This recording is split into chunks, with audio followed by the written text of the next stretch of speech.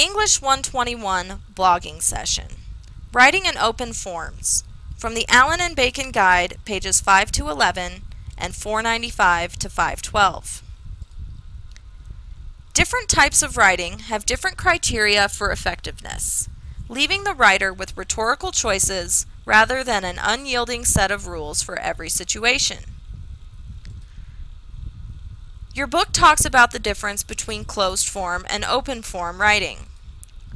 Closed form writing depends entirely on the quality of its ideas, which must overcome the predictability of its structure to surprise readers with something new and interesting. It aims to change the reader's view of the subject through logic, reason, and evidence, and is common in scholarly and professional writing. On the other hand, open form writing focuses on a theme, more like literary writing, in which readers must infer the thesis which is not explicitly stated. It has no clear hierarchical structure and often appears in personal essays, in blogs, in newspaper and magazine feature stories, and in professional nonfiction. Closed versus open form. Closed form writing typically includes an explicit thesis in the introduction that informs readers of the point of the whole essay, as well as unified and coherent paragraphs and sustained development of the thesis without digressions. On the other hand, open form writing typically includes no reduction to a single summarizable thesis and the use of narrative or story as an organizing principle. Most texts are arranged along a continuum, with closed and open-ended writing at the very extremes, and most writing falling somewhere in between.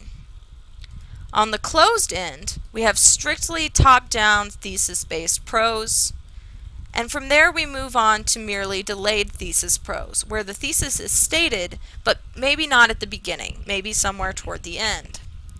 From there, we move toward the open end with thesis-seeking prose, which may not explicitly state a thesis, but merely work toward one.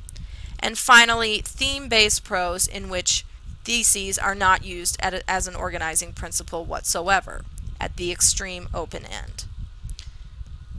See Figure 1.1 in the Allen and Bacon Guide for more explanation of this continuum. Similarly, words can be arranged along what your book refers to as a scale of abstraction, varying from abstract to specific. Open form writers especially must learn to stay low on the scale of abstraction through the use of concrete words, revelatory words, and memory-soaked words. Concrete words include specific language that appeals directly to the five senses. It taps into readers' storehouse of personal memories and images. These details relate to real things that people can smell, see, touch, taste, or hear. Revelatory words are also low on the scale of abstraction. These are specific details that reveal the social status, lifestyle, beliefs, and values of people.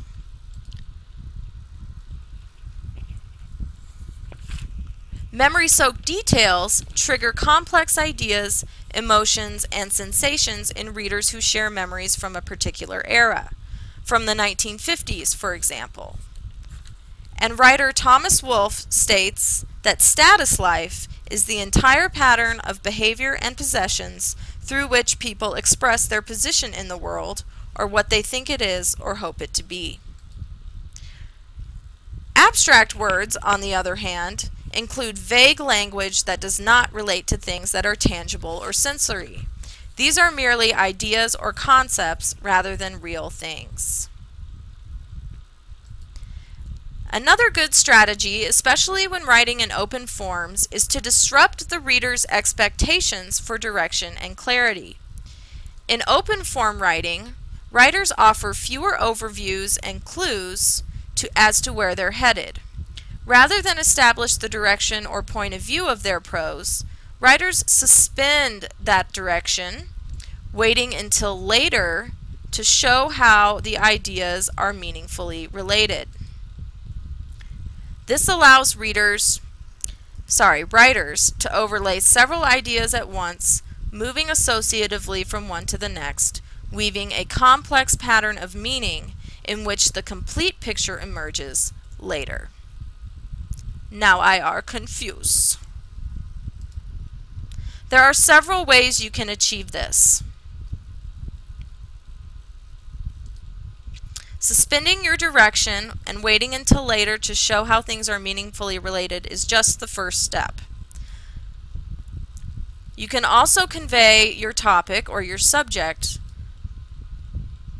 by overlaying several ideas at once, moving associatively from one to the next, and weaving that complex pattern of meaning. Finally, use figurative language, which are imaginative comparisons that explain a sensation, experience, or issue in a new and concrete way. This allows the writer to describe an unfamiliar things in terms of different, more familiar things, and evokes from the reader a perception, insight, or emotional experience that could not otherwise be communicated. One strategy is to use simile. This is a comparison using like or as. You can see here, the writer may not have known what the evening really looked like, but they can imagine a patient etherized upon a table, and that helps them interpret the evening sky. You can go one step further and use metaphor, which is just a more direct comparison without using like or as.